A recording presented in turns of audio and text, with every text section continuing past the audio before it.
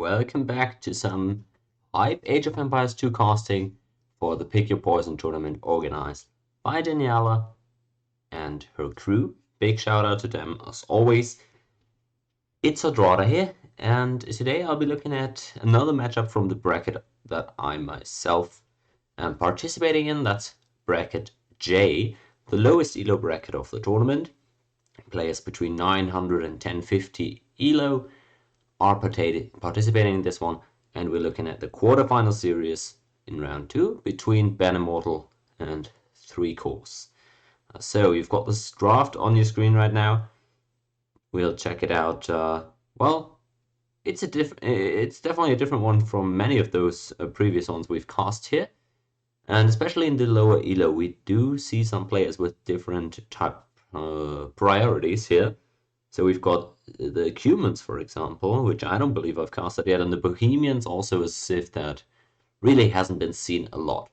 But most importantly, for game number 1, played on Arena, as we can see, we've got the matchup between Huns and Mayans. So let's check that one out. When I think about Huns versus Mayans, I think, of course, of the deciding game between Leary and Viper on Arabia during NAC4. That was one of the most hyped games I've watched. And let's see if these guys can put up a similarly cool performance, albeit on Arena. So, great to be back, everybody. Nice to see you all. And we get right into game here, as we see 3 Course as the number 1 seed of the bracket. Try and take a 1-0 lead in this series. Remember, this is the neutral map, so whoever wins this one has a great position going forward. On the other side, we've got the Mayans with 11 seconds of idle TC time, so might have forgotten about the loom start there, which is always quite inconvenient when you're playing as the Mayans. Alright, it is perhaps the first game of the day for them, so I'll cut them some slack. And since this is Arena, we'll have some extra time talking about stuff, so let's look at the civ details for both these players, shall we? So on the right side, it's the Mayans, one of my premier civs that I like to play a lot as well. Known for their archer play, obviously. With the discount there, you really are able to get a lot more archers out on the field than any other archer civ, usually. But this is Arena, so we're not gonna see the classic, obvious archer civ builds here. It is not the best map for the Mayans, I would say. But with another one of the bonuses, their resources lasting a bit longer, maybe that could be something you could utilize quite well on the Arena here, as we see the deers being pushed, but simultaneously the woodcutters on strike right here, not really feeling it. Finally able to be convinced to go to work. Man. Let's round out the civ discussion there. We've got some other bonuses as well, of course. The extra villager we've already touched on. Plumed Archer as a UU. What a beautiful unit there. It's an archer with great speed and maneuverability. And other than that, of course, as all Meso civs, they have these amazing eagles in the late game. Elite Eagle with Eldorado. Man, that's an upgrade that you really don't want to be facing off against. Extra 40 HP makes these guys super tanky, as we see the scout struggling a bit with the pushing of the deer. We'll see if it is able to be convinced to walk into the town center at some point. But there you go. The wall discount actually maybe one of the lesser bonuses here for Arena. Now let's stick with this one for a while. Okay, looks like we're looking at a bit of roughy here, and the eagle might have given up at this point. Okay, on the other side though, our favorite here, who looked very solid in round 1, is looking to continue the dominance here in round 2 against the 9th seed. It's 3 Course playing as the Huns, which another classic civilization, one that I've also played in this tournament, and other than that, I don't really have a lot of experience on them. We know they don't need houses, which is a really nice bonus if you want to go for, well, in any game, of course, since you save quite a bit of wood throughout, especially the early stages there, and maybe makes your Castle Age FC build a bit easier and more smooth. But also, of course, the cavalry archer discount that is quite akin to the Mayan archer discount, I guess, in some ways. Is yeah, makes for very cheap cav archers, which is one of those units that you really want to build a lot of to get good value out of them, and having the extra having the extra or the cost reduction there makes it just easier to get the mass up and running. More accurate traps also pretty nice here. If it ever goes into a castle standoff trap war, you don't want to be facing the Huns traditionally. So good bonuses there, definitely, albeit not really the most well-known arena civilization. Faster working stables, that's one of those bonuses where I think, personally, one of the strongest team bonuses left in the game. The Britain archery range bonus was, of course, nerfed. Used to be 20%, and was nerfed because that was deemed too strong.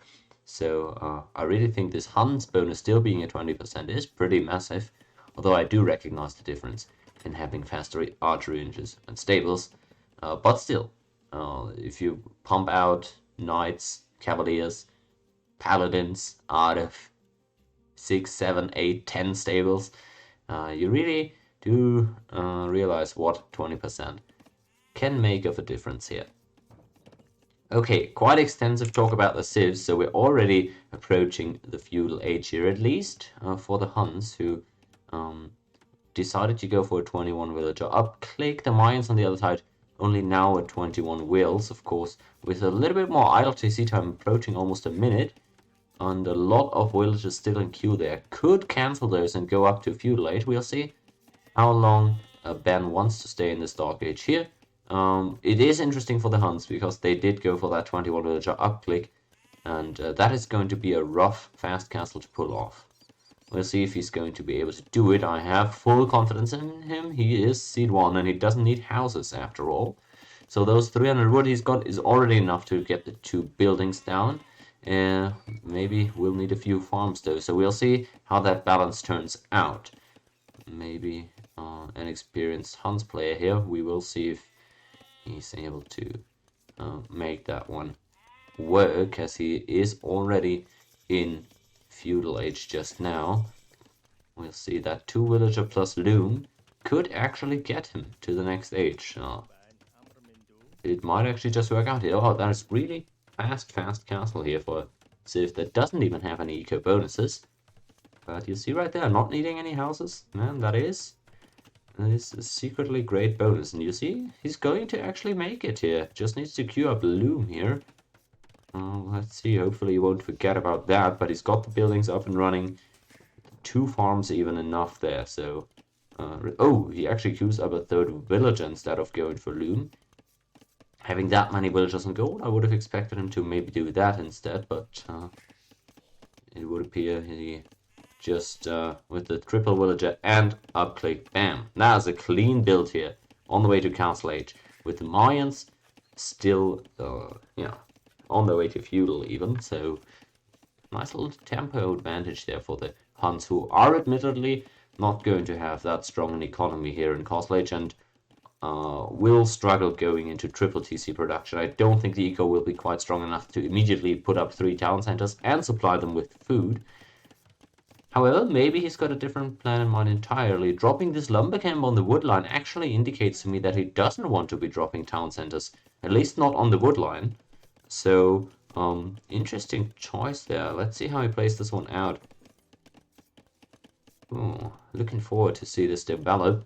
Still the Mayans also able to hit that feudal age, and we go for the same type of blacksmith plus market, I assume, although the barracks are up already, so this actually doesn't look like as clean a build into fast castle, because you're still lacking the 2nd building here, and you don't really have the wood for it just now. It looks like he does want to go for a stable, or for an archery range, actually, instead of the blacksmith, curiously here, and only now has the food.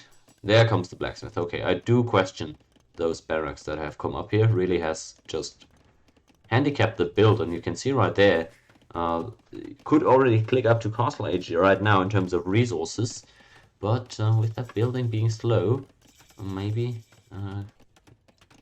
not the most ideal choice to go for that barracks there. And opponent is up to Castle Age before BenImortal even clicks up, which he's doing. What did he do with his gold? Oh, maybe he just, I don't know. It just looked a bit weird here for a second. Although, alright, he's on a good way here. We see 3 cores drop that one town center on the woodline after all. But he's going to take a while before being able to drop a third one, so that's kind of the price you pay for that very early Castle Age. Still, it does seem like he has a plan in mind here.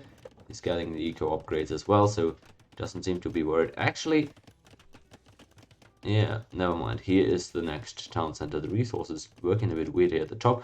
Good eco balance here. I question the lumber camp. I'm not sure you really need to put that up just to work it for 2 minutes and then put a town center anyways.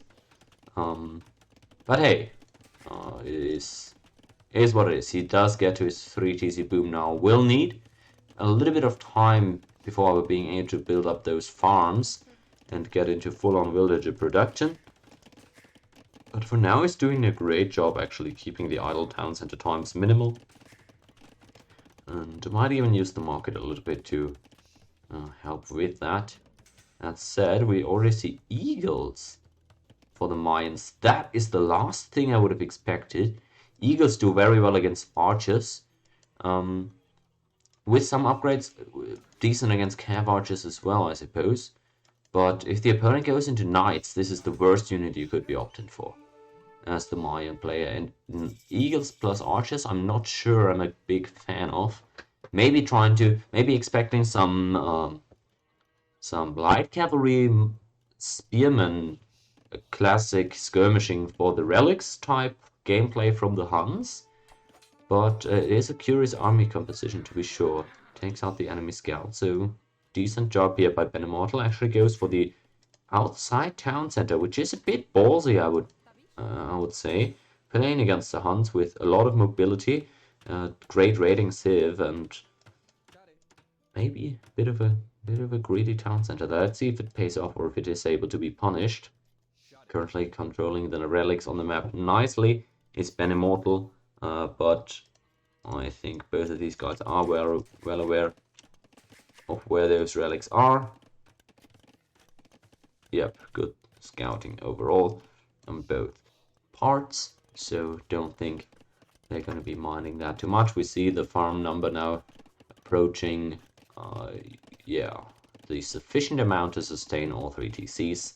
So yeah, good for 3 cores. The adult TC time, of course, deceptively high since he's had those town centers up first, but you can already see that impact.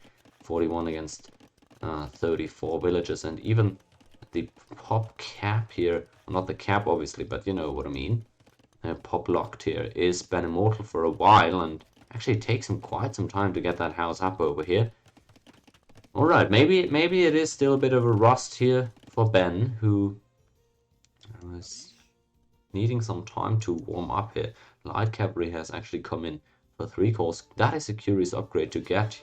You can see the trades against the Eagle Warriors are fine. Of course, you're fighting with trash units against gold units, but it is interesting. Instead of a light cavalry upgrade, might have just been able to go for 2 or 3 knights and had much more pressure there in the middle. Either way, I mean, light cavalry do very well against enemy monks, of course, and if you're expecting the opponent to try and get those relics soon, might be a good idea. Then. So I see where he's coming from. Double range for the Mayans already, although not producing currently. So again, interesting choice to go for this type of setup. Here's the first monk. Adnam is going to start collecting in on those relics. Let's see if 3 cores is actually able to do something about it, though. He's currently camping down here for the southern relic. And the monk is actually going to go straight for the forward relic, it seems. Wow, what's he headed for? It must be this one here. And precisely that is what he's trying to do. Let's see if 3 cores reacts once that relic disappears. It's gone now. The scout is distracted by the eagle, though. Oh, let's see if the eagle is going to lead him to the monk. Oh, this is a top 10 enemy betrayal. Oh, no way. Luckily for Ben, Three-course didn't realize this, but man, that was some real unfortunate scout movement there. But is able to secure the first relic and has another monk out on the way already. So interestingly, his eagles are paying off. The opponent going for light cats for light calves only so far, and is now beginning to build up some cavalry archers. No stone being mined at all for three-course, so that's curious. Looks like he's not interested in castles and going heavily onto gold now. Is starting to build up that cav archer mass and then I guess trying to go from there. Seeing the opponent only invest into eagle warriors so far, though, that is a bit of a curious choice. I think I would have liked just a few knights to force the opponent into a reaction and see if they wouldn't maybe invest into some pikemen. Either way, BenImortal with a decently good game state so far. The only issue is his eco is really kind of getting out of hand. Only now does the third town center come in. So he's really invested a lot of resources in this interesting little army composition that has done him great favors so far. So don't think he's going to be all that mad about how this one has played out. I would still like to see him keep the eagles a bit more spread out. Keep an eye and keep the vision out on the other two relics, but of course, unbeknownst to him, three-course is not interested in engaging in any such combat. He clearly has a game plan in mind. Very streamlined approach here. Super fast castle. Fastest that is probably possible on arena here with the Huns. And then just go into triple TC. As soon as the ecos can sustain itself, build up those cav archers. That has clearly been his approach, and really, it is not one that I've got huge issues with when you're playing as the Huns. I don't think you really need to contest those relics a lot, because that cav archer mass is going to be a terror. Make no mistake about it. These cheap cav archers are going to give the opponent huge issues there. No ballistics yet, and only feudal age upgrades, so might be better off waiting a bit for actually trying to engage anything. As he sees those relics still disappear from the map one after the other. And good choice actually with the back monastery here. If you're not in a hurry and if you've got control of the map, actually good to just put the monastery in the back of your base initially so that it won't get pushed down the line. Crossbow upgrade actually coming in for BenImortal now. I'm not sure about this. I guess it's okay as a default kind of action playing as the Mayans. Out come the cav archers though, have been spotted, and we see the first skirmishes here. If he's doing a good job hitting and running here, I think the recalls can do some good damage. Takes a hit from those eagles though, and it's actually a forward castle for the Mayans now. Having to be abandoned though, realizing that with this amount of cavalry archers in the field, might be better off delaying this one at least. This would be a great castle to have on the opponent's extra resources here. I gotta be honest though, I don't think this is realistic. The opponent has too many cavalry archers, and now we're at a point where we've got the crossbow upgrade in. We're still creating more crossbowmen, but the opponent has shown a lot of cavalry archers, so I'm not sure the preemptive crossbowman production was the best here. And still getting more archer upgrades. I feel like you really want to upgrade those eagle warriors, especially their armor, because you need them to be a good meat shield against those cavalry archers if you truly want to use crossbowmen as the main weapon there. And three-course now on the way to imp already 106 villagers here with a really quick boom that he's been able to pull off. Trying to put some pressure, even a fourth town center being added out there in the neutral resources as well now. And there's quite a few of crossbowmen, for the Mayans. But currently a bit out of precision and giving up a lot of villager kills here to three-course, who denies that castle once again. And BenImortal, what is going on here, man? He's refusing to pull the army over, giving up a lot of villagers in the process, and the castle was completely denied. Wow, I can't explain to you all what just happened there. These cavalry archers getting immense value. Now skirmishes are the answer. Eagle warrior upgrade coming in as well. Bit tentative here, the reaction, and just too slow overall, allowing 3-course to, with his 20-ish, 15 only, cavalry archers get maximum value here, and still the army nothing but running away for BenImortal. Finally starts trading back a bit, and he needed to do that much earlier. Look at those one-shots coming in on the cavalry archers. That's what you want to see. No ballistics yet for either side. Oh, excuse me, actually 3-course has been able to get those, so he might actually be able to do still a lot of damage here if he ends up moving around. But you see the movement is quite difficult on such a low distance, and those cavalry archers better off retreating from the engagement, grouping up with the reinforcements, and now a potential siege push has been set up for the forward castle as well. 3-course will commit, going to be first to Imp, so if he can get a castle up, trebuchets will be coming in rather soon. Where's those villagers though? Okay, that's going to take ages. Not sure about this one. 3-course has hit Imp, doesn't have a castle up just yet though. And this is a bit ambitious. You can't really push back this opponent's army. He's done a great job finally going into some skirmishes, so you don't really want to be fighting this. Although, again, the crossbowmen are caught off guard a bit here in the front. Mangonel out too. The plume archers though, and the eagle on top, giving this Mangonel huge trouble. Goes down without really getting a lot of value from that. The micro on both sides here is a bit chaotic with the two separate sides of the engagement, but I would say 3-course overall doing a fine job holding back these enemy units. I'm still not sure why this castle needs to be so far forward. I don't really think there's a huge benefit to it being all the way up here. Another Mangonel pops out, getting a nice shot in there. Siege workshop about to go down actually, and runs into the castle. Okay, decent shot again on the back end of the trade. Castle will go up.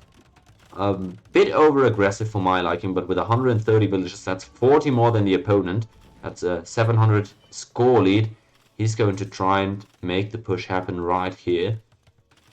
And we see the Mayans struggling to defend against that. We're getting the upgrades in finally on all those different units. I think what can you do here? Maybe some siege? I'm not sure.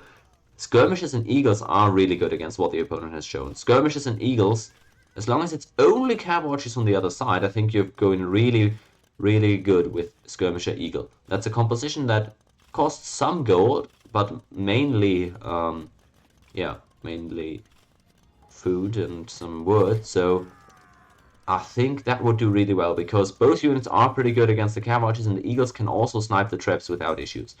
3-course has made no unit that can stop eagles from taking out your trebuchets. Just 10 eagles. With those upgrades that he's got already, 10 eagles could easily take out a trap. And I would like to see him build up that.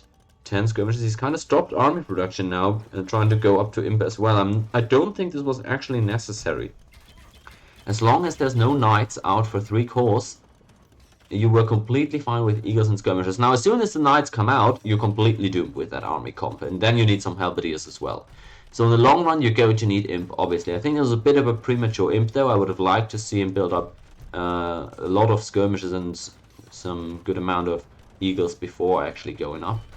BenImortal going to try and struggle to delay this castle from falling, but you can see the issue here now is he's got no tools to push this one, and cav archers on the other side have reached a sort of critical mass here. 45 of them in the field. Second castle going down for the Mayans, or going up rather for the north, and the Mayans in the south, but the first one has been taken down, and it's a bit rough here. 3-course really with amazing tempo, keeping it up and pushing in here, is about to raise this gate, and that's going to spell trouble for the Mayans. Still only 13 skirmishes. He's asleep at the wheel right now. I can't put it any other way. He's not queued any units here on the way up to Imp. I can't really explain that. The skirmisher upgrade here, Holche Javelineers, is so overpowered for the Mayans. Honestly, I think that's such an amazing upgrade in this circumstance especially. And still, I have to lament the fact that had you only made eagles and skirmishers, all this army that the Huns have right now could easily be stopped by that. Rams, no match for eagles. Trebuchets, no match for eagles. Cav archers, no match for eagles and skirmishers. That would have been so good. Of course, 3-course would adapt his army composition if that was the case. It is now putting up stables, so We're gonna see some light cav come out, presumably on top of everything, but I feel like BenImortal tried to go up to him too desperately for it to actually be effective. He's barely got any army in the field, and Trico's really respecting this little army that Mayans have a bit too much. He was probably expecting there to be a 50 mass of skirmishes at this point, but it just hasn't happened. And the Huns are having a field day with this here. We even see the militia likely misclick here come out for BenImortal, who's getting chemistry now of all things. I'm not sure about this one. I'm not sure chemistry is what we need. Again, you only need eagles, skirmishers, and then some halberdiers, and you're absolutely fine against this, I feel like. But of course, being behind so far in eco doesn't make it easy on BenImortal. He's still down 20 villages, and the Huns are running circles around their base right now, taking out another castle here with only 2 Mayan trebuchets up. It's not the decisions I would have liked to see here, can't lie, guys. Trebuchets I don't think were ever going to be the answer against Hun trebuchets. And as he's able to snipe one, great, but he realizes he's got nothing to stop the push. And that is quite the fast arena game here. That was an absolute clinic by 3-Course. At 1 or 2 points, I would have suggested some improvements, such as in the Castle Age, maybe go for just 2 or 3 knights to contest the middle control, force the opponent into some military adaptation. But that was fine. And here in the very late game, I thought going for only cav archers was very optimistic, and the castle didn't need to be as far forward, but it all worked out fine. It was such a great build. He had a plan, stuck to it, and deservingly so, ended up winning the game. So 3-Course takes the neutral map, and as the favorite, we'll now look to close out the game, close out the series rather, in game number 2. Let's figure out what map that's going to be. It's going to be Ben's home map, so likely Nomad with Cumans against Bohemians, if I see that right. Yep, that should be it. As I'm loading this beauty up, actually let's just dive right in here. Bohemians versus Cumans on Nomad. There we go, game 2 of the series. BenImortal on his home map needs to win this one in order to have any chance of staying alive in this series. 3-Course on the Bohemians, trying to close it out right here. As I get the Civ overviews ready, and we'll see if we can figure out who of these guys should be favored in this one. Let's first maybe check out what the timing windows are. We've got the docks really close together for both parties. We've got the town center here in the very middle for 3-Course, and not even begun constructing a town center yet has BenImortal, who probably hasn't liked what he's seen so far here on the map. Decides to go for TC here, has the hunt nearby, has good wood lines, but doesn't see any stone or gold. Luckily for him, there's going to be some stone nearby. Although, as the Cumans might have preferred some gold, actually has no gold at all anywhere close.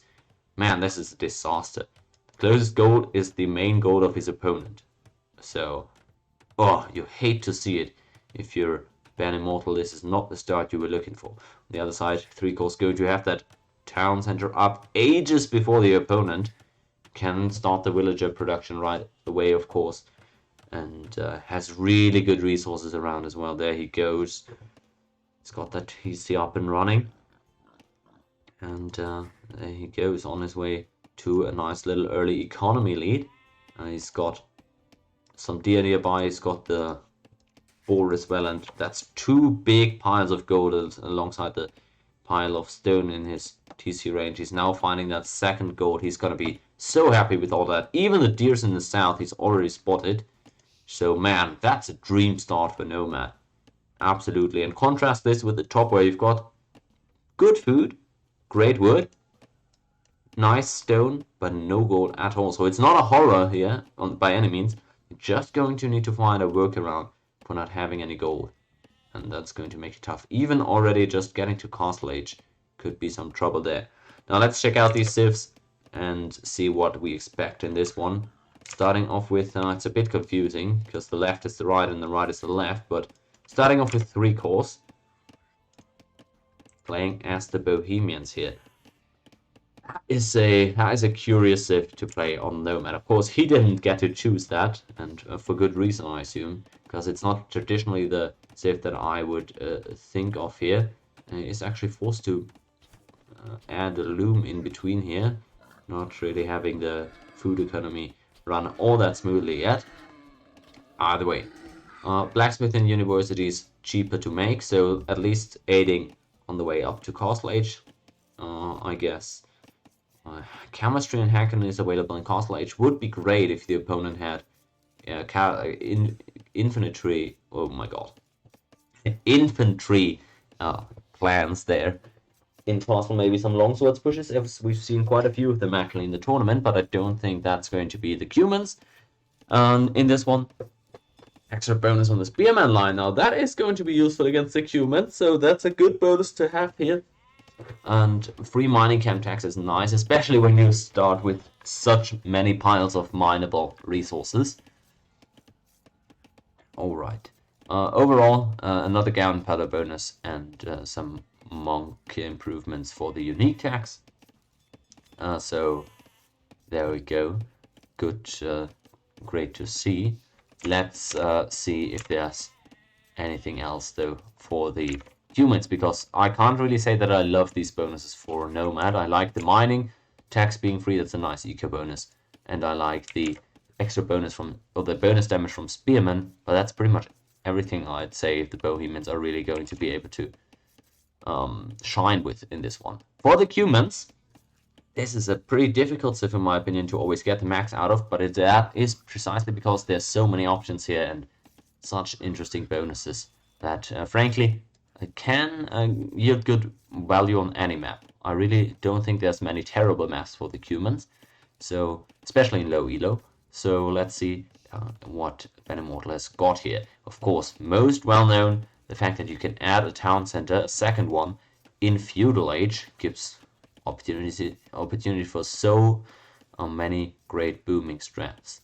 The issue is, of course, you need to be able to defend that second town center, and that's a big investment.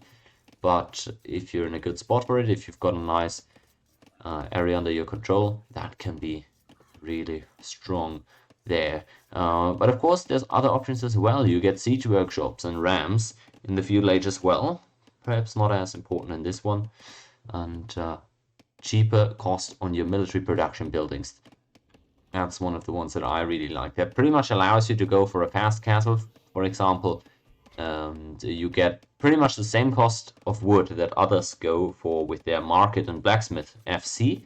You can get with barracks, stable, archery range. Now it's not exactly the same, but the difference really is just 50 wood. So honestly, one of the more underrated bonuses for my opinion.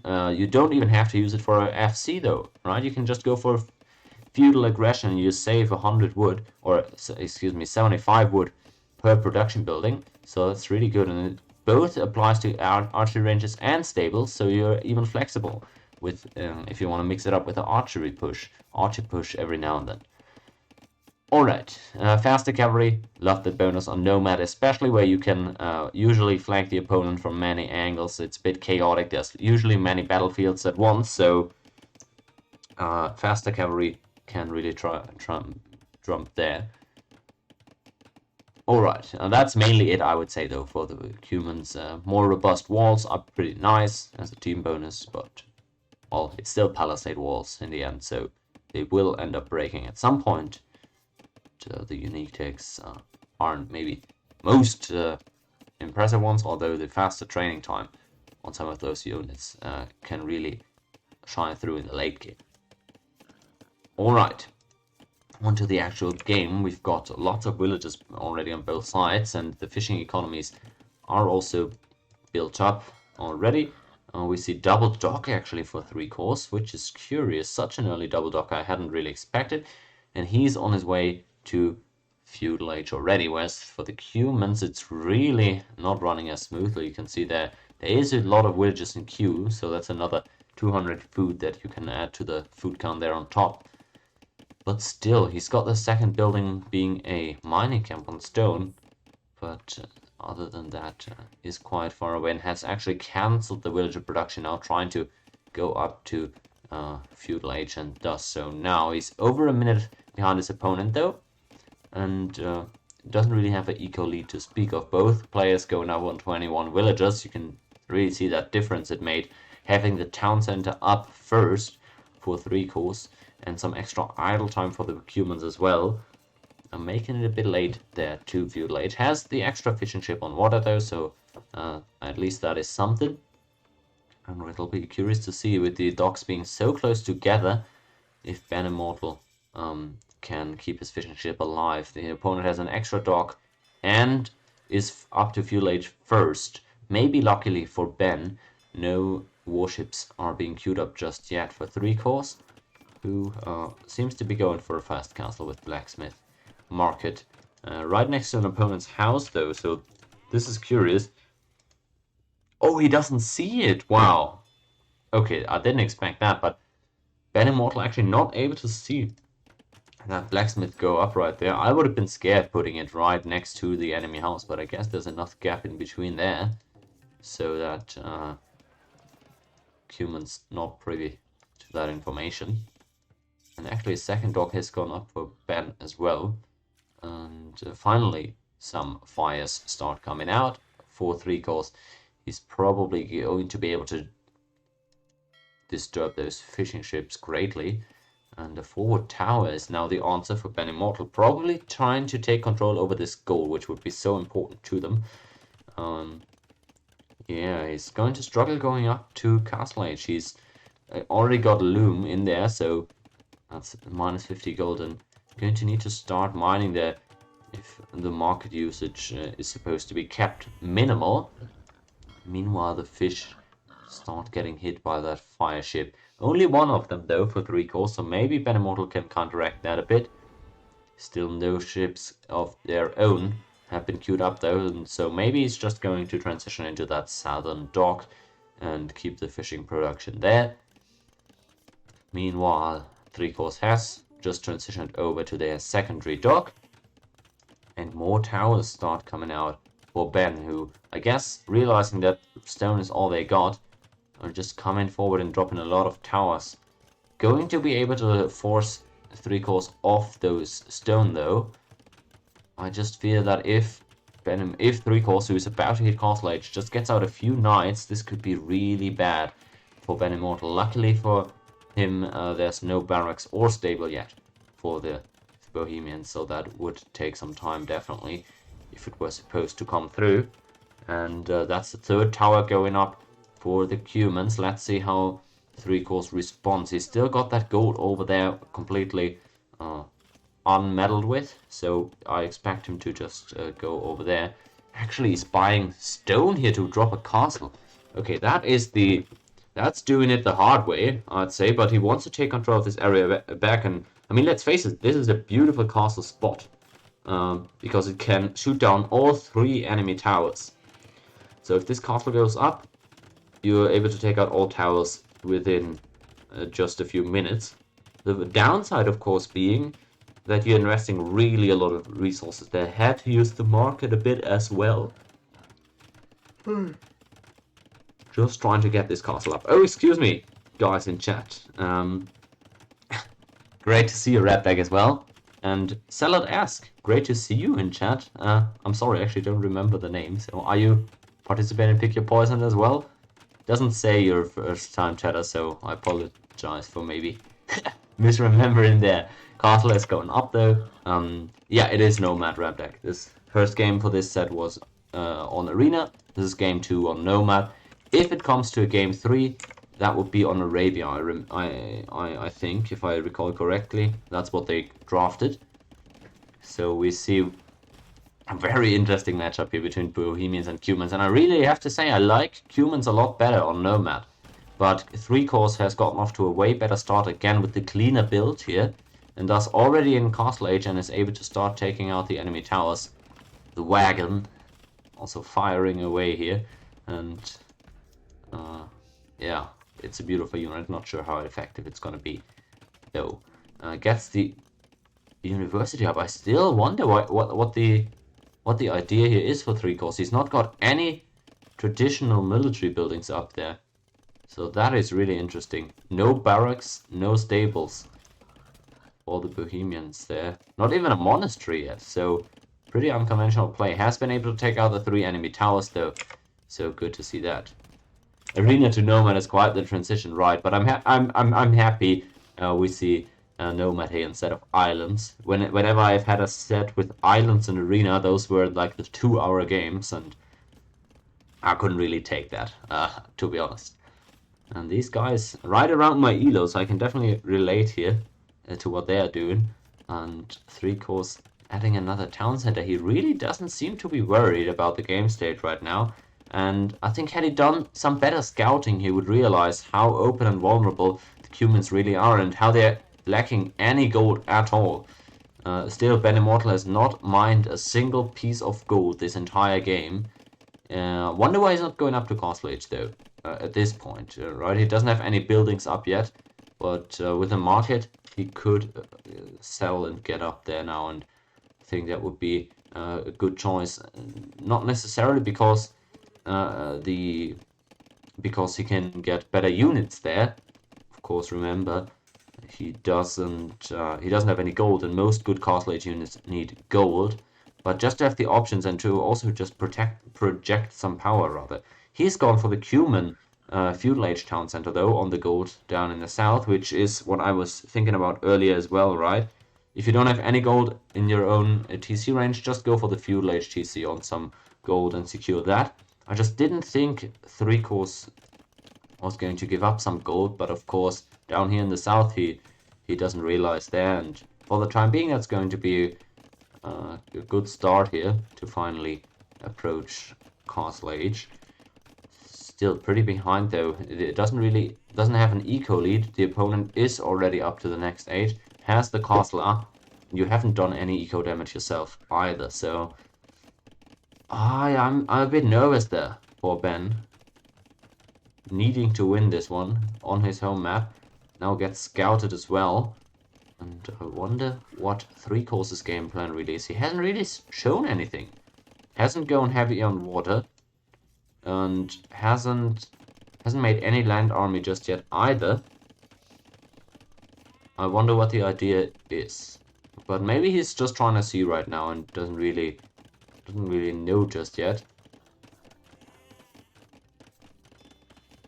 It is a bit awkward because of course you're expecting cavalry from the Cumans, and so your gunpowder isn't really all that needed just yet. But if the opponent is not putting any pressure, I'd just say, yeah, just scout a bit, see what the map has to offer, and either you have to full boom, which, I mean, he's on 2 town centers, so he's not really fully committing to the boom, or you go and try and make stuff happen, because clearly the opponent is in a bit of a weird spot and currently behind, so you could make that work as well.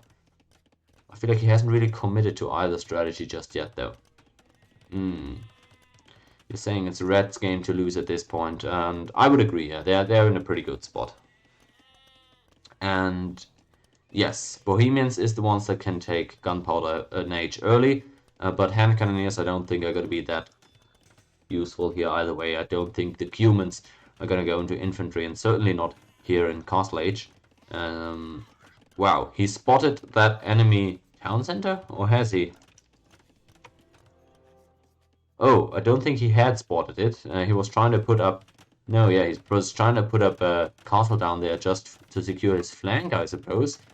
Found out about the enemy base down here that way, but still doesn't know that there's an actual TC there. He's gonna get that castle up, pretty sure. But humans themselves holding on to a lot of stone, so might actually be able to put a counter castle here now that they've reached Castle Age. Although, it doesn't look like that's his intention either, as the castle is gonna go up in his face. And 3 cores just trying to chop some wood down here. Already up to Imperial Age with BenImortal stuck in a real awkward spot and castling some more stone now.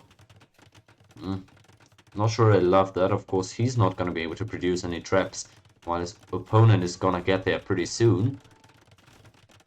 Oh man, this could turn out rough here.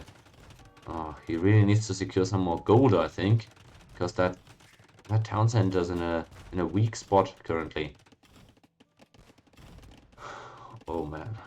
Wagenburg tactics for 3 cores. Oh boy. Oh boy. I wonder how long BenImortal can really stall this one out, because he really needs a lot of time. He's just begun mining gold. He's ways away from Imperial Age. He's going into cavalry now. I guess he's getting out a Kipchak, a knight, but that's kind of it. His eco really doesn't allow a massive army currently. And he doesn't know that 3 cores is up to imp already. But as the siege starts coming out, could spell trouble. Oh man. Seems over, you say. Well, yeah. Nah, well, I mean, I'm not sure it's over, because 3 cores hasn't really pushed yet. I would say he's in a great spot and should be able to take a good lead here soon. His eco is a bit behind by now, I guess, right? Because he's had to idle his town center going up to imp. And he only has 2 town centers, while the opponent has added a 3rd one.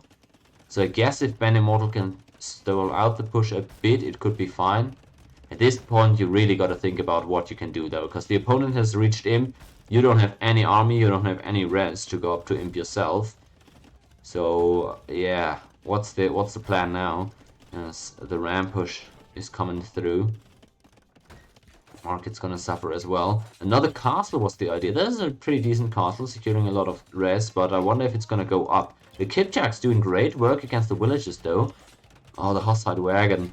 It doesn't have the greatest melee armor here, right? Yeah, it's all just pierce armor. So if he had any knights or whatever there, that wagon could be shredded through. He was able to get the castle up though, so that's a decent success here, honestly. Having a castle. Lots of res now, kinda under his control. And Trebuchet's out for 3 cores is all well and good. But he doesn't really have any army to protect it. He has 0 military in the field. All he's got is siege. Only now starting to put up those barracks. On the other side, BenImortal, he doesn't have a lot of army. He's got well, 4 Kipchaks and 3 step lancers, 1 knight. It's really like the garage sale type army comp. But it's doing well so far as far as protecting his own res. Loses that TC, which is okay, I feel. And he's still got control over all the rest over here in the east. I'm not sure, he's got a nice villager lead. It's like a 25 eco lead. He is far behind in terms of imp and whatnot, but he's got some army, so he might be able to take out the enemy siege if 3 cores doesn't start adding in some army. Some actual army, but so far he's only making siege. Finally, some scout cavalry. Maybe that's gonna be the answer. I'm not sure. Really, not 100%. He's got all the tools he needs, though, right? I mean, he's got 70 villages, which is okay-ish. And he's got the traps. As long as he keeps the traps alive, this is a huge problem for Ben.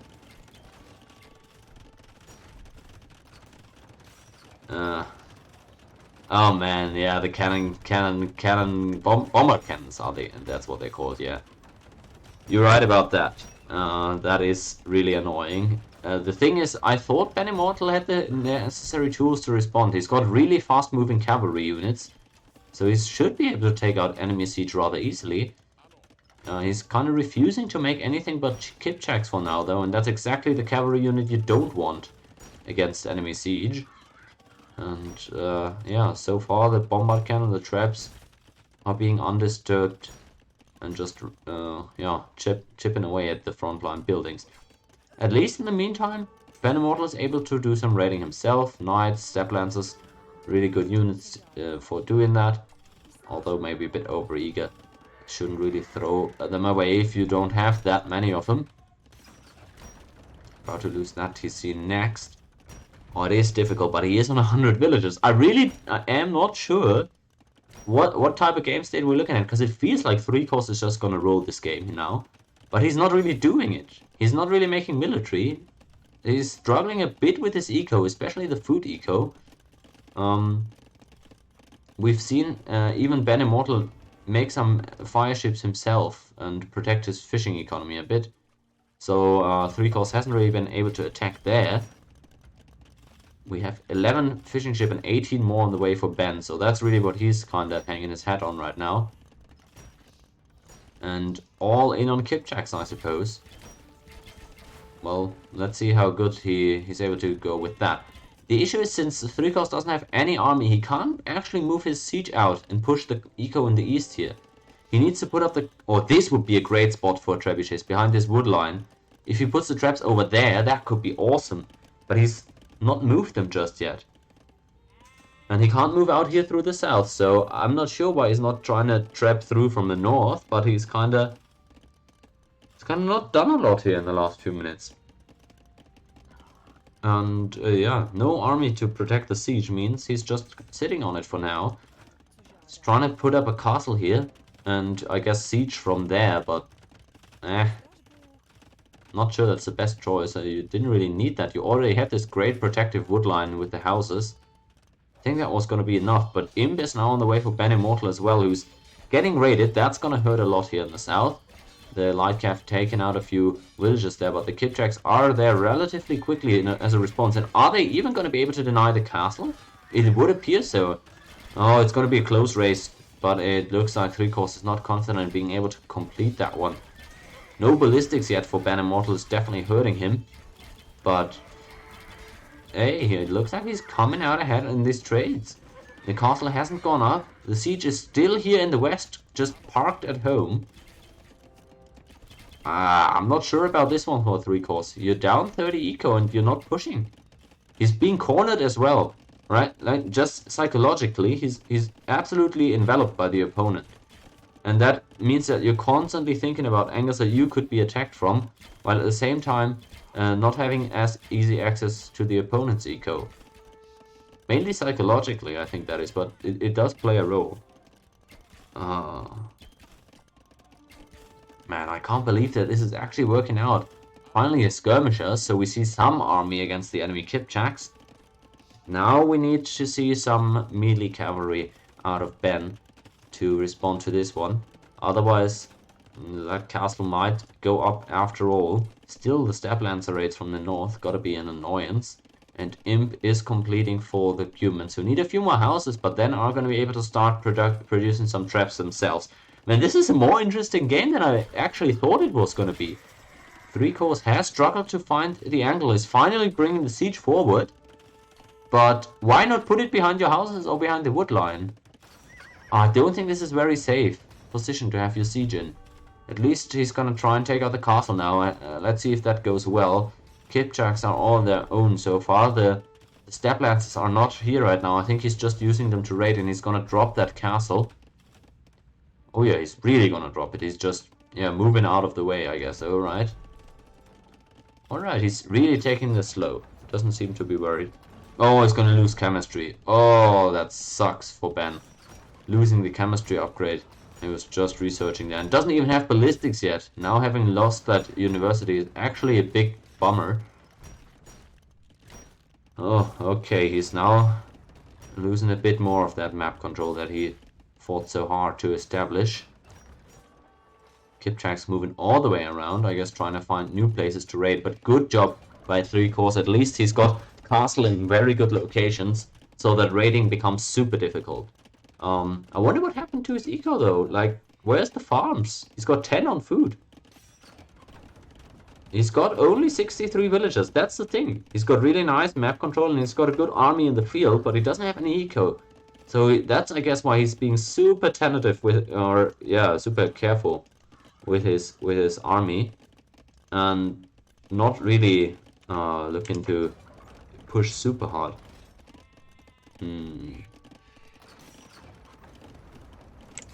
And you're right, maybe bombard cannons were all he needed. Maybe he didn't even need any traps. Bombard cannons have 12 range. Traps have 16 range though. So I think the traps are fine. If you put them behind the wood line, you could have taken out those enemy castles and town centers 10 minutes ago. So I think the traps are fine. You just have to do stuff with them. And if you're too scared to use the traps, then yeah, go into bombard cannons, which are way easier to protect. Now we see a big engagement though. Kipchaks against those skirmishes. I'm not sure you like this trade if you're Ben, but he's getting the flank attack from the cavalry. Actually really nice. They're distracting the skirmishes for a while, and he's going to clean up a bunch of them Down go the trebuchets as well. That was a great engagement, baiting with the Kipchaks. I thought he was a bit early on that initially, but it worked out really nicely. And he's going to clean up the entire siege of the opponent. Wow, he's loving this one, and that's what I just said. 3-Course could not afford this to happen. Because he didn't have any... yeah, he doesn't have any villagers. He doesn't have any rest to replenish those siege. It's gonna be real tough for him to rebuild the army, and it's gonna buy BenImortal a lot of time here to get a few techs in to further increase his army. And at this point, the only thing he's lacking is map control. He doesn't have any gold. Like, any. This gold, I guess he could start mining again. But other than that, that's the only gold that he could mine. So for now, that's his only issue. He's got 0 on gold, pretty much. Other than that, he's in a great spot. He's got super good eco. Twice the enemy's eco size, actually. And he's got a lot of res already. He's got a big army built up. And can only add to that here. He's gonna have to use that, though, to get those resources back. Because without those, you just allow 3-Course to build up at home. So you need to continue harassing and getting map control for yourself. 2,000 stone for BenImortal. I would love to see him spam castles here. Castle here. Castle maybe just right here on the gold as well. As the enemy castle goes down. Snipe those bombard cannons. There you go. In go the step riders. Oh, what a rough look. You can't garrison those guys. They're just taken out. Man, what a struggle for 3-Course. Remember earlier I said the spearmen with the bonus damage for the Bohemians could be great against Cumans. He didn't have them out in time, and he's gonna lose all this army again. Oh, that's so expensive. I mean, it's only skirmishers, but that is expensive for 3-Course right now. He's got pretty much 0 on food. I feel like he's on the verge of collapsing here. He had a real nice build early, but he didn't really... This time around, what I praised in the first game was his great game plan and him sticking to that and following through, very disciplined. Here it's the exact opposite. He didn't really have any idea what he wanted to do in Castle and Imp. And now he's just losing everything. Man, what an ironclad mental from Ben to actually stay in this one the entire time, and despite spawning with 0 gold on his part of the map, he's fully turned it around, and now the pikeman mass is coming in there for 3-Course. But what's that gonna do? The Kipchaks of the opponent are just gonna be, yeah, taking those out before they even get to hit. Oh, the castle, man, the longer range on the castle, because he's got the archery techs, even able to take out the opponent's castle to add insult to injury. Lots of stepsisters up here. The trebuchets now, again, now it's 3-Course who doesn't have any response to opponent's trebuchets. He does have 0 units that can deal with traps. And that's gotta be it, right? I mean, BenImortal has done it here and has defended his home map. It looks. Should be a confidence victory here going into the last game. Oh, wow. That was a shocker to me, because 3-Course had looked really good in this tournament up until this point. And here, BenImortal was able to outlast, sustain through a super painful castle age, and actually has taken the game back. He has taken a bit of a bad trade here, but step bros are kinda the best type of cavalry, I guess, to be fighting those with still. You saw pikeman supremacy here just tearing through. But the traps survived, and that's the main thing. Still a bombard cannon. Where's he firing from? Over here in the east. Yeah, it would be a good idea for BenImortal to focus the enemy bombard cannons whenever they come out. And he's being pushed back a little bit, but he's got no issues rebuilding that army. Villager number further decreasing for 3-Course the entire time. And I think it's really just a matter of time here. He's lost all the map control that he had. Does he even have any gold left? No, he's got 0 on gold, that's it. No gold means no more siege. This one's done for. I gotta call it as it is. And he's doing trash units now, which are doing great, of course. Pikemen really good against step lancers. Skirmishers really good against Kipchaks. But it doesn't matter. BenImortal has all the rest he needs. No matter how efficient you trade, you don't have any rest. So no trades are efficient trades.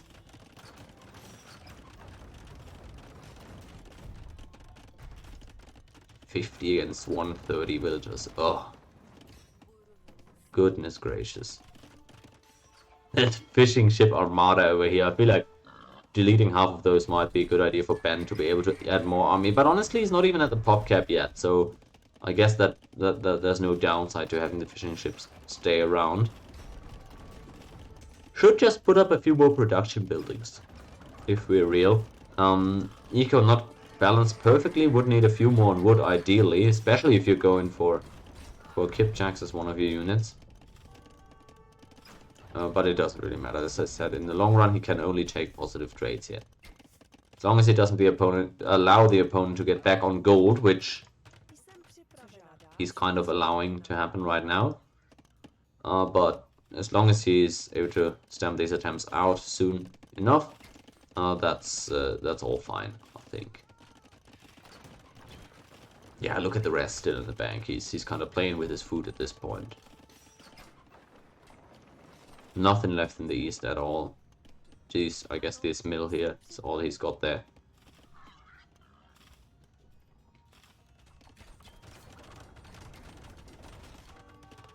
And that is definitely an upset victory here. We've got 9th seed over the 1st seed, who's kind of looked invincible so far. And the castle, oh man, the castle within the enemy TC range. I'm not sure about that, chief. Oh, what's going on here? 3 course calls it, okay. Kind of got a bit too stupid for his liking there.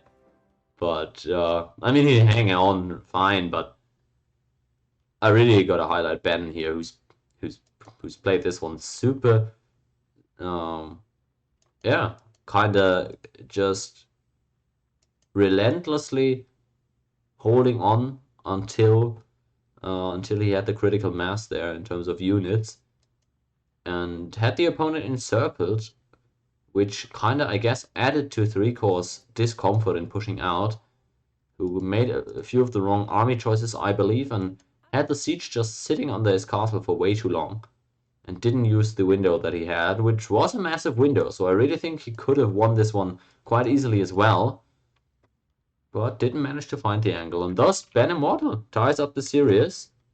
Nicely done there by him. And we go, if we look at the draft one final time. Oh, we get, this is amazing. We get Arabia and we get Inca versus Mongols. That's like my 2 favorite civs. How great is that? I'm not sure I'd say my 2 favorite ones, but it is 2 of the 5 civs that I play like every week. So great to see. That's gonna be our final matchup. Let me actually pull it up instead of just raving on about how awesome it is. We're loading it up this very moment, and let's get right in there. Bracket J, quarterfinals, 3-course versus BenImortal. Decider map 3 on Arabia. Mongols against Incas. It's my dream. It really is. Now let's watch this Mongol scout with his immense range of vision do his job while I set up the overlay. Oh, that's best series, man. We get Mongols versus Incas in a decider. I couldn't dream this any better. So, there we go. I've got it already. Oops. Okay. On the left side, it's the Mongols. Best civ in the game.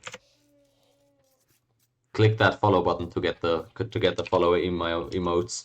Just again to follow it or to show them off.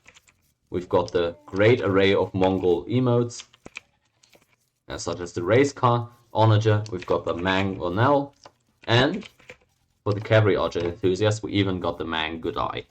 So yeah, all available for following, and we'll get better ones. Newer emotes already in commission.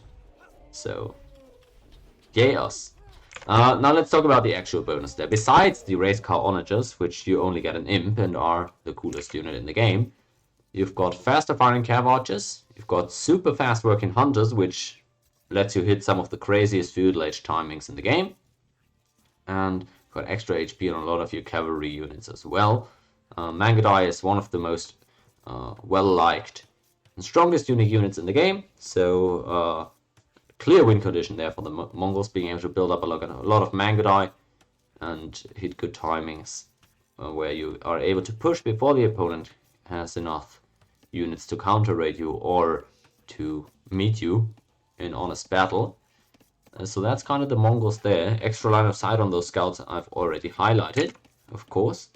On the other side, the Incas. Amazing civ as well, of course. Let's check them out. It says they're infantry civ, but there's so much more than that. They've got an answer to pretty much everything that opponents can throw at them. And that makes them difficult to play as well, because that is the difficulty in playing them, is finding out what answer, what unit type you should go for in every game, because you are pretty good at doing anything. Just some examples, right? You've got fully upgradable arbalests. Great unit against a lot of stuff, really. But specifically if the opponent has infantry, maybe, that's something you could think about. And it is a good unit to go into in early feudal age, of course, as well, if you want to do a traditional archer raid. So all that stuff is possible. Then you've also got super good eagle warriors there in the late game, especially in Imp. You get the extra armor. You can't use eagles and slingers. But the eagles with the extra armor, man, they are tough to take out. I can tell you that. Extra 2 pierce armor, especially on units that are already really difficult to take out with arrow fire, makes them pretty much immune against anything that fires. Except, of course, for gunpowder units. But against that, you have your aforementioned arbalists, but also decent skirmishers as well. Then you have your 2 unique units. Kamayuks, which are amazing spearmen that are like infantry step lancers, pretty much.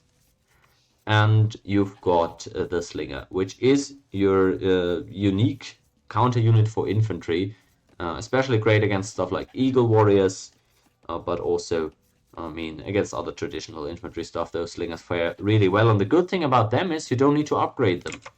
You have the slinger, and in Imp, there's no upgrade for your unit. You just need to get your blacksmith upgrades, and some ballistics is a good idea, but you're good to go with that. They are pretty much...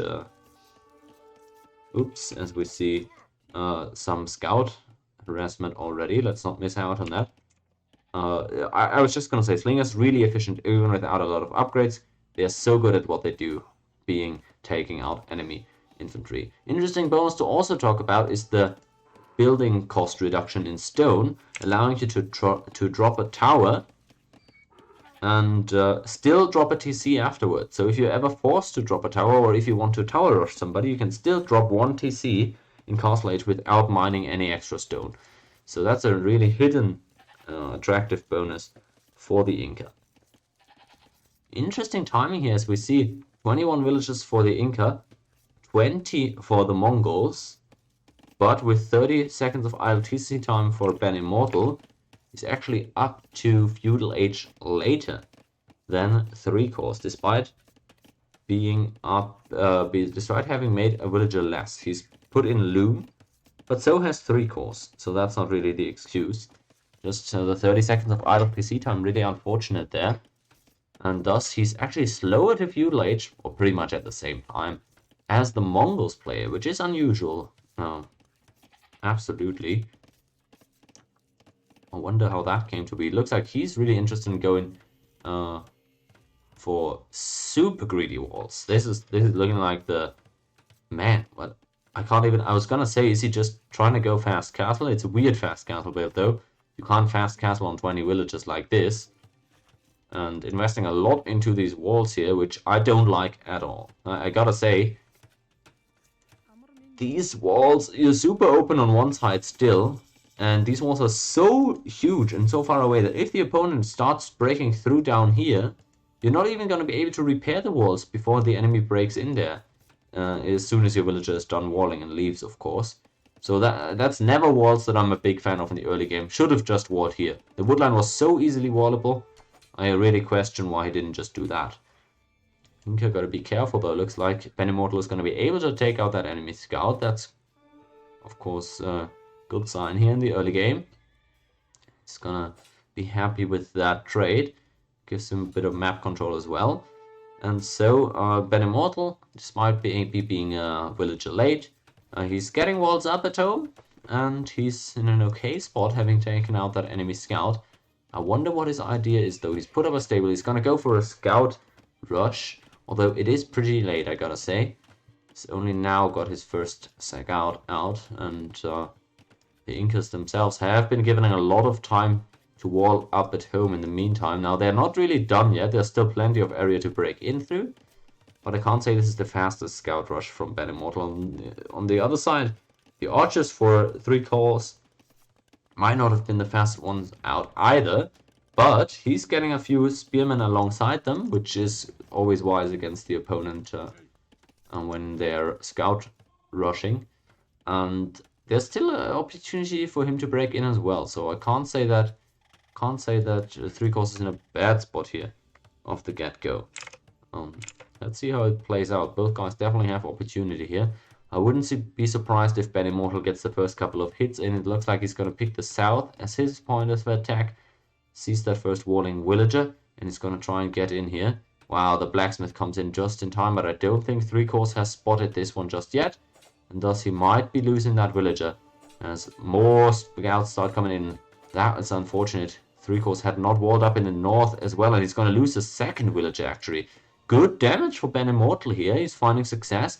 Was great movement with his scouts. Found the exact right points of attack. And ooh, he's losing his reinforcements there, or is he? It looks like the spearman was not brought forward. Oh, that's a blunder. That's a blunder for 3 cores. He's sending out the archers without the spearman, knowing that the opponent is making scouts. And oh, look at the losses at home.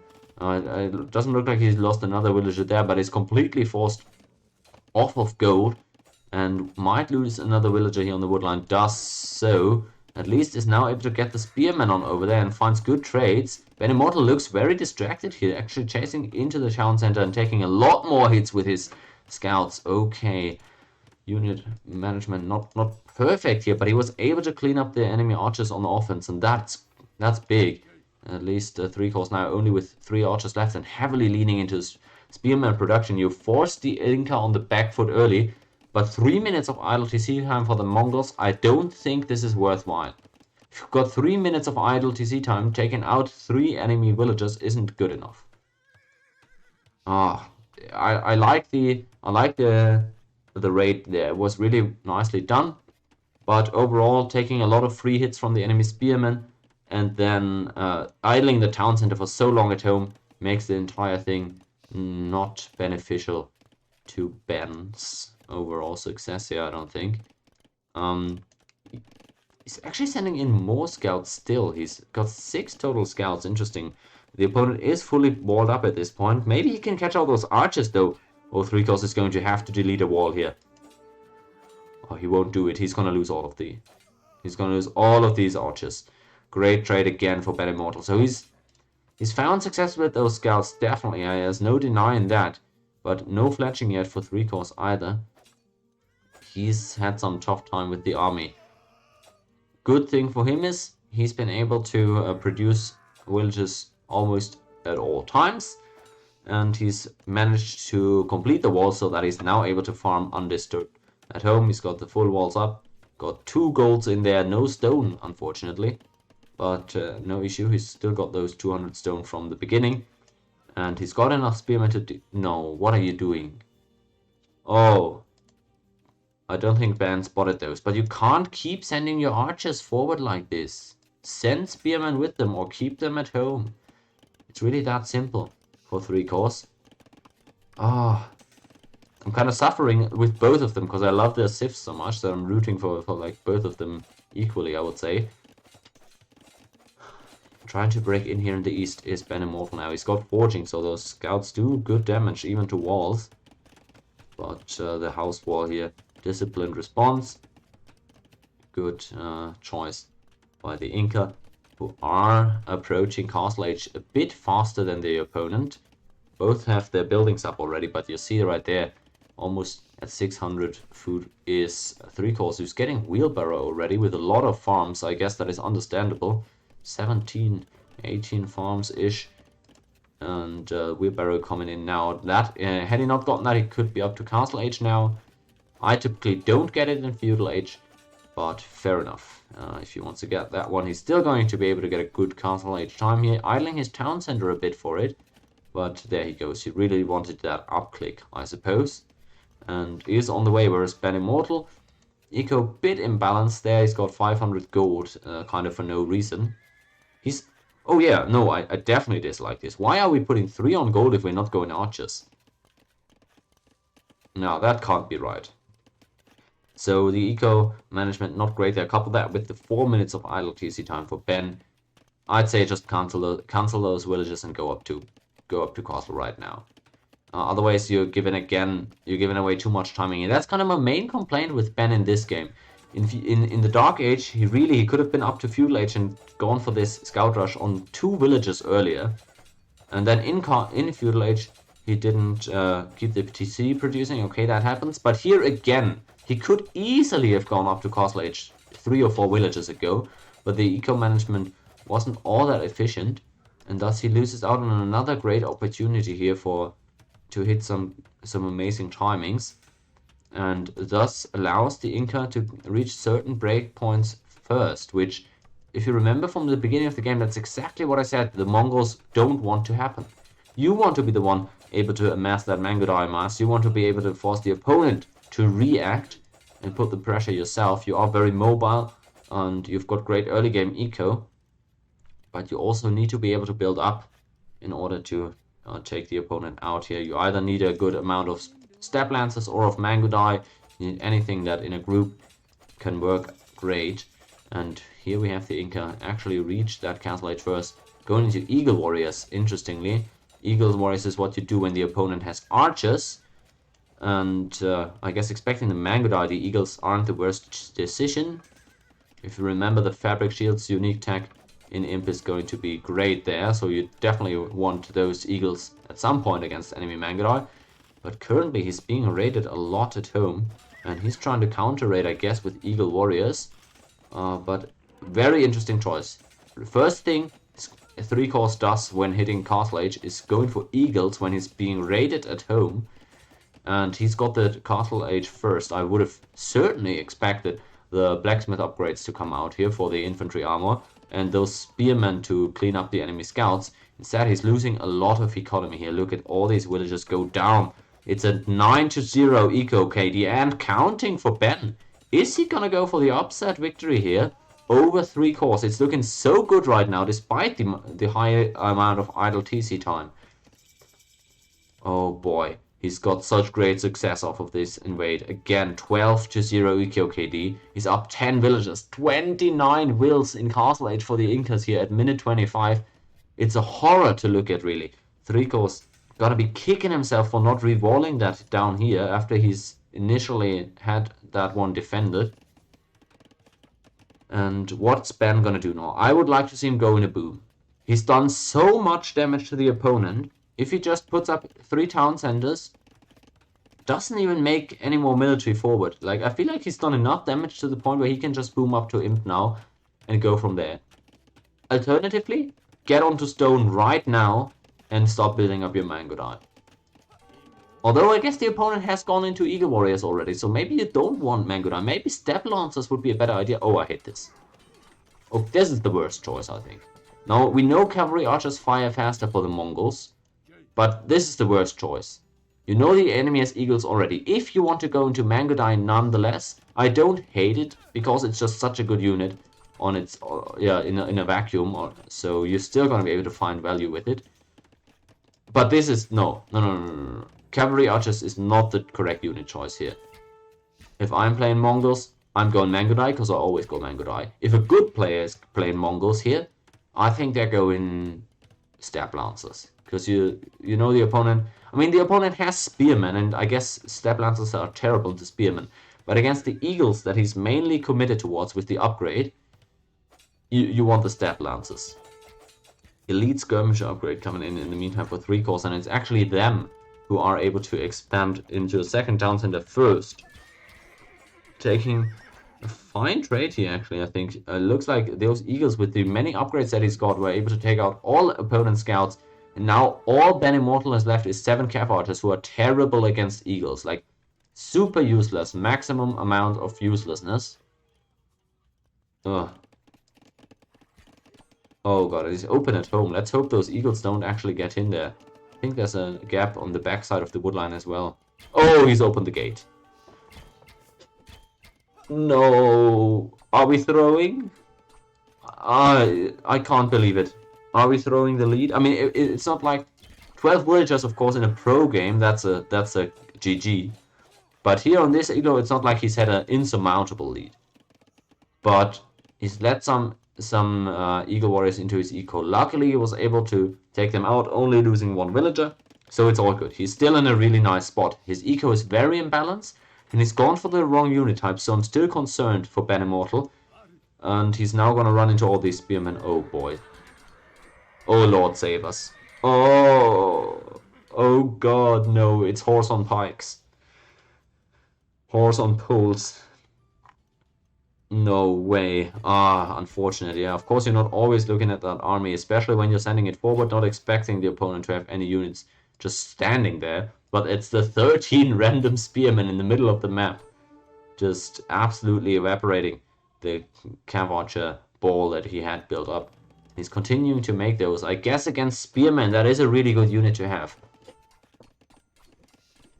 I gotta say, man. I guess I think you need siege either way. If you want to go into Cav Archers, you struggle heavily against Eagle Warriors, so you need Scorpions against them. If you want to go into Stab Lancers, you struggle heavily against Spearmen, so you need Stab Lancers. Oh, so you need Scorpions against them. And you struggle against Skirmishers as well, so I think you need Scorpions for the Eagles, and you need Mangonels against the Skirmishers. So no, I think actually Cav Archers are the worst choice you could make here. Because you struggle against both Eagle Warriors and Skirmishers. I don't like this. I can't express my position clear enough. And he's got so much wood and food. Why are we not dropping 2 TCs in this very instant? Goes for a super far away town center on the east. Oh boy, I hope this is not gonna get raided to death.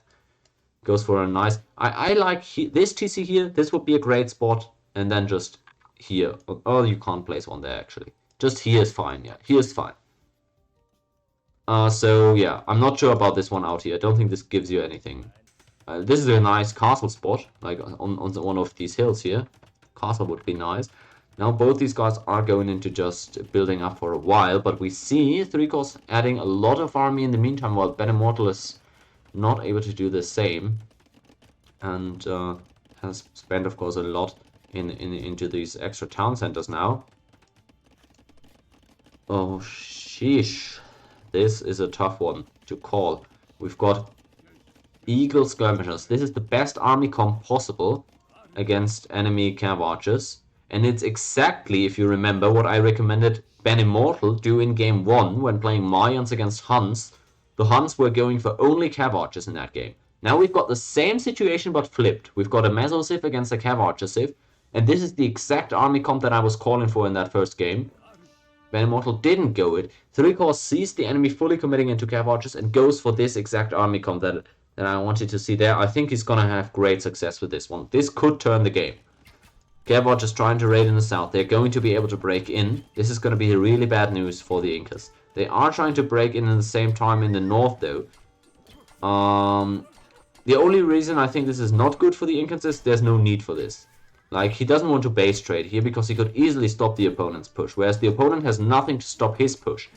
So I think the best choice for the Incas would be to go back and stop the enemy's push first, but the enemy has frozen, and BenImortal is not moving in, and thus he's suffering terrible losses at home while not punishing on the other side, despite having broken that base. Oh, that is a bad raid here for Ben. He's going to get completely murdered by this. He's got no protection at all against this. There's way too many eagles to handle. I feel like this could be it, guys. Honestly, he can't clean this up with anything. He doesn't have any knights. He's not making any units. I feel like he might GG in a moment here. He doesn't have castles. He doesn't have knights. He doesn't have even light cav. He has nothing that can fight skirmishers or eagles. And this cannot come as a surprise to him. But apparently it does. And I guess he was expecting the opponent to go into spearmen and more of that sort. But, it feels so bad for Ben after that great early game. He's now lost pretty much his entire army and all of his villager lead. Eco KD is to 12 to 8 now, and 3 cores producing out of 2 town centers at all times, while Ben is struggling to keep his production up. Oh, that's another reinforcement of 13 eagles. I think that's gonna seal the deal, guys. He can easily take this fight. He's got the upgrades. Go! You win this. You win this. I know you do. You win this. Yes. We go. Okay, this is where the game is decided. I feel like Ben's gonna lose it here. I can't lie to you guys. There's still skirmishers alive in the base. Finally, we see knights come out. Okay, that's the correct choice. Knights are really good against this enemy army composition. But that's a lot of eagles. They can take out knights as long as it's not big numbers. Look at it. Look at it. The knight melts, and he's gonna lose another round of villagers. I don't think there's coming back from this one for BenImortal. Oh, what a way to lose this series. This guy has done such an amazing job. Game 2 was awesome in the Castle Age going forward. Here, such a great start in Game 3 with the raids. He's able to catch 3 cores off guard, so great. But then going into the boom way too late and disrespecting the enemy army composition. Even if you didn't know he had skirmishes, just the fact that you saw the eagle upgrade come in and the eagles being his unit of choice, I don't think you can really justify going cav archers as a response to that. And going into town centers so late. Oh man, what is this? It's 30. Oh wow. Wow, it's 30-30. He's been able to spit this army out in an instant. 3 cores. Wow, I can't say enough how unusual this is for our low elos to have people so efficiently produce army. Like have this many production buildings and keep them running and build up an army like this for the 3rd time now. And he's again gonna be able to break in there. The opponent's still barely in double digits of army figures. I want to see 3 cores just get in there now. Like, he can take this. He doesn't know, of course, right? He doesn't know what the Mongols have. He's probably expecting them to build up 10, 20 knights at this point, and don't want to fight 20 knights with this army, surely. But maybe just test the waters. Try and see if you can raid a bit on the flanks. When the knights come, you can easily retreat. The knights can't chase down this army. So I would love to see a bit more confidence there from 3 cores. But still, he's got a great eco lead now. 20 eco up. We're gonna see Inca bring this one home, I'm pretty sure. As he's even getting close to being able to click up to Imp. BenImortal light years away from that. Man, the Mangonel, Mangodai, the Erase Car Onager emotes, all those I don't think are going to be put to use today, since BenImortal does not appear to be reaching Imp this game. Or even put up a siege workshop. Or a castle, for that matter. 3 cores has firm control of this game, using that market to get to Imp. Gets ballistics now, so those skirmishers are going to be way more efficient. Finds the enemy army. That's not a ton of knights. I don't think this is intimidating enough to keep the Incans away. And all these skirmishers in the back, making it impossible for the cav archers to even just stand there and hit for a second. Ben. He's not making any more army. That's the thing. He's really underproducing here, I feel like. You see all these enemy units. How is the first instinct not to queue up more knights? Why are we getting the stone mining upgrade, for example? Well, I know why we're getting that. We really feel like at this point we need castles. So that's why he's trying to accelerate the process of picking up a castle. That's a lie, though. Castle doesn't do anything against this army comp. Eagle easily dive castles. What you do need is knights. Knights completely counter this army. 3-cost has interestingly not brought for any more anti-cav units, mainly pikemen, of course. But Kameyuk could be a nice option as well. He's trying to get a castle now, so maybe he's got to get some Kameyuk out of that one. BenImortal would fully collapse if that was the case. He's going to push the opponent off gold. There is a second gold in the back, so that's not the most important part, but that castle is going to be trouble if it goes up, and it will certainly. Now BenImortal tries to take the fight for the game, but he's got no chance of winning this one. He's losing all those knights, and he's losing every last one of them. The eco is once again open to raids, and I like the attempt at branching out, I guess, but this TC is a bit optimistic there, my friend. No, my poor Mongols. It was not meant to be for them, I guess. The castle has gone up. And it looks like 3-cost is actually just trying to get in there and mine the enemy's gold in his face. Oh boy, that is disrespect. Can't lie, guys. Decent castle drop here gets the enemy off gold. Able to actually put up his own mining camp here. And why are we not raiding, by the way? The opponent has not shown us any unit that could deal with our army. Why are we not raiding? Okay, he's got elite Kameyuk? Okay, he's actually going into Kameyuk. He's playing this the disciplined, old-fashioned way. Kameyuk against the enemy knights. And that's the last prayer that BenImortal had, was trying to build up enough knights. He's still making more cavalry archers. I'm not sure how he justifies this. He has such an unfortunate mid to late game here. He was in position to be able to take 3-cost out of this tournament, who is, for my money, the best player in this bracket so far. And he's played an amazing castle age here with the Incas. Although his feudal age was a bit iffy. Nonetheless, this is gonna be him advancing. I refuse to believe BenImortal has a chance coming back from this one. He's got the castle, the town center on the enemy stone, I guess, which is funny, but yeah, this one could have happened for any time in the last 15 minutes. We see the eagle raids commence again. BenImortal trying to stop them somehow, but look at all the idle eco here. Cannot farm at all around his main TC. The eagles, well, if they were to spread out a bit and harass the enemy stolen gold as well, I feel like he could just kill all those villages that the Mongols have. Raiding in the north as well. Great job there. Well, he's paying attention really to all parts of the map. He's getting raided at home now. That's a good job by BenImortal, using those camp archers to raid because he cannot use them to defend. But that's not gonna be enough at this point. His raids are not, they pale in comparison to whatever's going on in this base right here. And those knights are gonna go down against the Kameyuk as well with the elite upgrade with, wow, the great blacksmith upgrades as well. He calls the GG there. And one of the closest and highest level series here compared to expected level of play, I guess, in the tournament. It has concluded. 3-cost gets a victory. BenImortal has to call it here. And this was a very winnable game. I can't lie to you guys.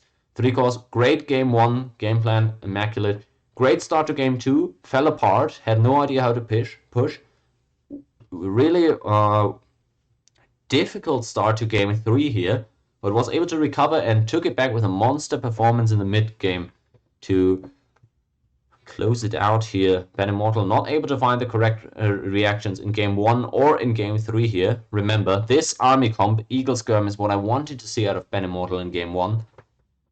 3-cost demonstrating beautifully how amazing it is and how completely it kills all value you can get out of your cav archers. And he takes the series deservingly so, but BenImortal surely does not have to be ashamed of this one. Had good chances to win this series. In the end, it wasn't meant to be, but was a great tournament for them as well. So that's gonna do it for me today. Maybe I can come back tonight and cast another set, but for now, it's gonna have to be it. Was a pleasure as always. Yeah, thanks for joining me, guys. Great to see you as well, Raptor. And yeah, shout out to the YouTube guys as well. Check out the Discord server, Pick Your Poison, and Daniela's Twitch channel as well. I think I've got all that linked in the video description too. So I'll see you guys for the next cast then. Thanks for joining.